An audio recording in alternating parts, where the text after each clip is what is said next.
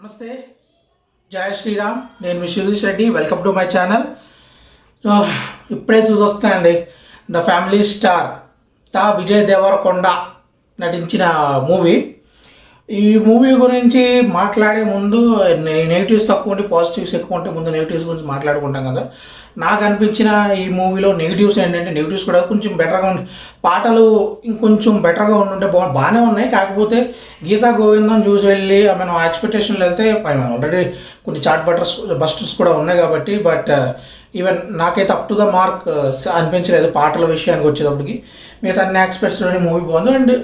అంటే ఒక category of యువతకి అయితే బాగానే వస్తుంది. అంటే బరువు బాధ్యతల్ని బలంగా నమ్మే వాళ్ళకి ఇది ఖచ్చితంగా కనెక్ట్ అవుతుంది మూవీ. అండ్ ఈ డీజే టిల్లు లాంటి పక్క ప్రాపర్ కమర్షియల్ మూవీస్ అవన్నీ చూసిన వాళ్ళకి కొంచెం ఇంకా కొంచెం ఎంటర్టైన్మెంట్ ఇంకా కొంచెం బూతులు ఎక్కువ ఉంటే బాగుండు అన్న కేటగిరీకి మేబీ నచ్చకపోవచ్చు. అండ్ తాడు బొంగరం లేని వాళ్ళకి కూడా ఇలాంటి మూవీస్ అంతగా నచ్చవు. అండ్ ఈ మూవీలో ఫస్ట్ మాట్లాడుకోవాల్సింది ఎవరి గురించి అంటే, ఫస్ట్ మాట్లాడుకోవాల్సింది మూవీ ఇది ఒక ద ఫ్యామిలీ స్టార్ అని పెట్టారు, కానీ ఇది ఒక family love story. Family part అంత అంటే ఫస్ట్ హాఫ్లో ఫ్యామిలీ అంతా ఉంటుంది, కానీ ఎక్కువగా హీరో హీరోయిన్ మధ్య ఉన్న లవ్స్ అని అందులో ఆ ఫ్యామిలీ ఇన్వాల్వ్మెంట్ ఏముంటుందో అదే చూపిస్తారు. ఫస్ట్ అదే చూపిస్తారు. అండ్ ఫ్యామిలీకి ఉన్న ఫ్యామిలీ మెంబర్స్ ఉన్న ఇన్వాల్వ్మెంట్ ఒక బామ్మ క్యారెక్టర్ తప్పితే ఇన్వాల్వ్మెంట్ అంతా కూడా తక్కువగా ఉంది. ఎంత ఉన్నారో ఏంటో కూడా మనకి పూర్తి క్లారిటీ ఉండదు. కానీ ఆ ఫ్యామిలీ నుంచి కాకపోతే అక్కడ ఆ ఫ్యామిలీ ఉండడం వల్లే ఇక్కడ ఈ లవ్ స్టోరీ నడుస్తుందన్న విషయం అయితే మనకి క్లారిటీగా తెలుస్తుంది. అంటే అది అర్థం చేసుకోవడానికి అదే నేను మొన్న అనుకున్నాను కదా, కొండను తవ్వడానికి ఎలకను పట్టుకోవడానికి కొండను తవ్వాల్సిన అవసరం లేదు, పొగ పెడితే సరిపోద్దని. ఇవన్నీ పొగ పెట్టే టైప్ కొంచెం మంచి తింగరోలు తీసే మూవీస్ కాబట్టి మనకి అంటే ఇలాంటి వాటిలో మనం పెద్ద వైట్ పేపర్లో చిన్న చిన్న నల్ల చుక్కలు ఉంటాయి, ఇదిగో నల్ల చుక్క అని ఎతుకుతూనే మేధావులు ఉంటారు చూసారా, అలాంటి వాళ్ళు వెతికితే వెతకొచ్చు. కానీ అది అంతగా ఎఫర్ట్ అయితే ఈ మూవీ యొక్క ఎసెన్స్ని అయితే డిస్టర్బ్ చేసేలా అయితే లేదు కంప్లీట్గా. ఇప్పుడు ద విజయ్ దేవరకొండ గారి గురించి వస్తే, ఆయన ఇందులో చేసిన పాత్ర వచ్చేసి బాధ్యత బరువు తెలియని హనుమంతుడు, ఒక దండకి ఆధారంగా నిలిచే దారం లాంటి వాడు, ఎర్రోడు తిక్కోడు పిచ్చోడు తింగరోడు అన్నిటికీ మించి మంచోడు, కోపం ఫ్యామిలీ కోసం ఎక్కడికైనా ఎంత ఎక్స్టెంట్కైనా వెళ్ళే ఒక మొండోడు కనుక చెప్పాలండి. అండ్ ఈ పాత్రలో విజయ్ దేవరకొండ జీవించాడని చెప్పాలి. ఒక రకంగా చెప్పాలి అంటే విజయ్ దేవరకొండ ఆర్టిస్ట్గా ఎప్పుడు ఫెయిల్ అవ్వలేదు, కాకపోతే ఆయన ఒక స్టార్గా ఫెయిల్ అయ్యాడు. ఎలా అంటే ఆయన స్టార్దమ్ని ఆ పొగరు యాటిట్యూడ్, అహంకారపూరితమైన ఆ వ్యవహార శైలి వల్ల కొన్నిసార్లు ఆయన విమర్శలు ఎదుర్కొన్నాడు. అండ్ అది ఒక రకంగా అతనికి అదే ఆ యాటిట్యూడ్ వల్లే అతనికి ఆ స్టార్డమ్ వచ్చింది. కొన్ని ఆ యాటిట్యూడ్ వల్లే కొంచెం నెగిటివ్ న్యూస్ కూడా వచ్చింది. కానీ నా మట్టుకు విజయ్ దేవరకొండని అర్జున్ రెడ్డిలో మెచ్చుకున్న వాళ్ళకన్నా ఆ గీతా గోవిందంలోని ట్యాక్సీ వాళ్ళలోని మెచ్చుకున్న వాళ్ళ సంఖ్య ఎక్కువ ఉంటుంది. అందుకే గీతా గోవిందం రేంజ్లో వేరే ఏ మూవీ ఆయన ఇప్పటివరకు అలా గీతా గోవిందం తర్వాత అంత ప్రాపర్ ఫ్యామిలీ ప్యాక్ పిచ్చి పిచ్చి సినిమాలు చేసాడు అనుకోండి, మీకు తెలుసు నాకు తెలుసు అవన్నీ లాస్ట్ టైం ఖుషి వచ్చినా కూడా అదేదో అక్కా తమ్ముళ్ళు సినిమాలో ఉంటుంది తప్ప అది వేరే ఉండదు. కానీ ఇది ప్రాపర్గా ఆయన పరశురామ్ గారు మళ్ళీ కలిసి మళ్ళీ గీతా గోవిందం అనేది ఒక క్లాసిక్, అదొక వే ఆఫ్ మూవీ.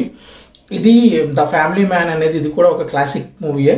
ఎక్కడ వల్గారిటీ లేకుండా, ఎక్కడ డబుల్ మీనింగ్ డైలాగులు లేకుండా నీట్గా ఫస్ట్ నుంచి లాస్ట్ వరకు మనం ఫ్యామిలీ అంతా మన బామ్మ మీకు గ్రాండ్ మొత్తం మామూలు ముత్తాతలు ఉంటూ కూడా వాళ్ళందరినీ నీట్గా కూర్చోబెట్టుకుని అందంగా ఆహ్లాదంగా మా చిన్నపిల్లల దగ్గర నుంచి ఇటు పిన్నులు బాబాయిలు అక్కలు తమ్ముళ్ళు చెల్లెళ్ళు ఎవరుంటే సరే అందరినీ ఆహ్లాదంగా కూర్చోబెట్టుకుని వెళ్ళి సినిమాలో కూర్చుని ఆనందంగా చూడదగ్గ సినిమా ఇది.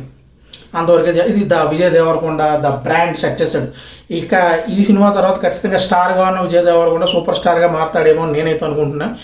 అండ్ నెక్స్ట్ మృణాల్ ఠాకూర్ గురించి చెప్పాలంటే ఆవిడ ఈ సినిమాలో ఇచ్చిన పెర్ఫార్మెన్స్ గురించి చెప్పాలంటే కన్నీటిలోని కళ్ళల్లోనే దాచుకుని ఆ ప్రేమని గుండెల్లోనే దాచుకుని వాడికి సాయపడుతూ అండ్ ఆ పెర్ఫార్మెన్స్ని ఆవిడ కృష్ణుడి కోసం ఎదురు చూస్తున్న రాధలా తను చేసిన తప్పేటో తనకు తెలుసు, దాన్ని కాలానికి వదిలేసి కాలమే దానికి పరిష్కారం చేస్తుంది. కానీ గట్టిగా నమ్మి ఈ తరం అమ్మాయిల్లో ఉన్న వేగాన్ని కూడా చూపిస్తూ కరెక్ట్గా ఆ పాత్రకి ఆవిడ కూడా అలా అల్లుకుపోయారు. ఒక మనకి ఆ సీతారామంలో సీత కానీ, లేకపోతే మొన్న జెర్సీలో వచ్చిన జహ్నా కానీ, ఈ రిఫరెన్స్లు ఏవి కనిపించవు. ఆవిడ ఇక్కడ హిందూలాగే కనిపిస్తుంది మనకి, బ్రహ్మాండంగా ఉంది. సో ఈ ఇద్దరు మెయిన్ పిల్లర్స్ ఈ వీళ్ళిద్దరే కాబట్టి వీళ్ళిద్దరు పాత్రల గురించి అనుకుని మాట్లాడుకుంటే వీళ్ళిద్దరి మధ్య వచ్చే సన్నివేశాలు కానీ, వీళ్ళిద్దరి మధ్య వచ్చే గొడవలు కానీ, వీళ్ళిద్దరి మధ్య జరిగే ఆ ప్రేమ కథ కానీ అంతా కూడా అందంగా అద్భుతంగా కావ్యంలో ఉంటుంది. కొన్ని చోట్ల హై అండ్ డౌన్ మూమెంట్స్ ఉంటాయి. ఎందుకంటే 2 గంటల 40 నిమిషాల సినిమాలో ఒక పావు గంట 15 నిమిషాలు కొంచెం అలా లో మూమెంట్స్ ఉన్నా కూడా అది పెద్ద విషయం కాదు. బట్ ఫ్యామిలీస్తో వెళ్ళి చూస్తే మాత్రం ఖచ్చితంగా అందరికీ నచ్చుతుంది. సో అండ్ పరశురామ్ గారి గురించి చెప్పాలంటే ఆయన ఇందాక నేను చెప్పాను కదా, బాధ్యతల బరువు తెలియకుండా మోసే హనుమంతుడు అని. సో అది ఆయన డైలాగ్, మిగతాన్ని నా డైలాగ్ అనుకుంటే అది ఒక్కటే ఆయన డైలాగ్ నాకు బాగా నచ్చి వాడా. ఇలాంటి డైలాగులు ఎన్నో ఆ సీన్కి తగ్గట్టు ఆ వ్యాధి దగ్గర చాలా మంచి డైలాగులు, మంచి మ్యూజిక్, మంచి బ్యాక్గ్రౌండ్ స్కోర్ ప్రతి ఆర్టిస్ట్ దగ్గర నుంచి ఆయన పెర్ఫామ్ చేసిన విధానం. జగపతి బాబు గారు ఉన్న 2-3 సీన్లు అయినా కూడా ఆయన ఒక సీన్కి ఆయన జీవం పోసిన విధానం కానీ, లేకపోతే లాస్ట్లో విలన్ ఏదో అలా మన జనరల్ తెలుగు సినిమా లిబర్టీని తీసుకుని చేసిన విధానం అన్నీ ఓకే పాస్ అయిపోయే విధంగానే ఉంటుంది క్లైమాక్స్ కూడా. అండ్ పాటలు కొంచెం ఇవి, but story and clean play and మూవీని తీసుకెళ్ళిన విధానం మాత్రం అత్యద్భుతంగా ఉంది. ఈ మూవీకి నేను ఆర్టిస్టుల పరంగా అయితే 4.5 ఇవ్వచ్చు, అండ్ ఇవన్నీ కేటగిరీస్ 3.75 నేనైతే రేటింగ్ ఇస్తున్నాను. షార్ట్గా చెప్పాను కదా, మన ముత్త తాతల దగ్గర నుంచి తీసుకుంటే అమ్మమ్మ తాతయ్యలో పేరెంట్స్, మనము, మన అక్క, తమ్ముడు, చెల్లెళ్ళు అందరూ, మన వాళ్ళ పిల్లలు, మన నెక్స్ట్ అందరూ కలిసి నీట్గా కూర్చొని ఆనందంగా ఆహ్లాదంగా చూడదగ్గ ఫ్యామిలీ మూవీ ఇది. సో ఈ సమ్మర్ సెలవుల్లో మాత్రం మిస్ అవ్వకుండా హాయిగా ఏసీ థియేటర్లోకి వెళ్ళి కూర్చుని ప్రశాంతంగా చూడండి. అయితే ఇక్కడితో నేను సెలవు తీసుకుంటున్నా. ఈ వీడియో కనుక మీకు నచ్చినట్టయితే ప్లీజ్ లైక్ చేయండి, అండ్ మీ ఫ్రెండ్స్తో పాటు షేర్ చేసుకుని వాళ్ళు కూడా లైక్ చేయమని చెప్పండి. అలాగే కుదిరితే వాళ్ళు సబ్స్క్రైబర్స్ కాకపోతే సబ్స్క్రైబ్ కూడా చేసుకోమని, ఎందుకంటే చాలా తక్కువలో ఉన్నాను సబ్స్క్రైబర్స్, అండ్ కొంచెం స్పీడ్ బూస్టప్ కావాలి. Please do subscribe. Thank you. జై శ్రీరామ్.